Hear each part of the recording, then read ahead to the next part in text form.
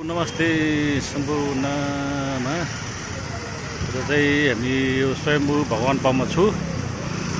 भोलि विशेष गरी यस पाउमा कङ्गिर पूजा पाठको उद्घाटन हुनेछ। अनि हाम्रो यो भोलि बुद्ध भजन कङ्गिर पाठको उद्घाटनको प्रमुख अतिथि चाहिँ हाम्रो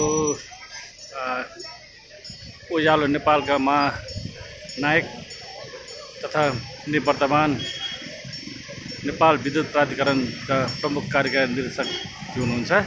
साथै अन्य विशिष्ट अतिथिहरू पनि आउनुहुनेछन् र भोलि सबैजना स्वयम्भू भगवान पाउमा चाहिँ अब आइपुग्नु होला। लगभग हाम्रो स्टेट अब तयारी हुँदैछ, हरेसम्म तयार हुनेछ। लासु दृश्य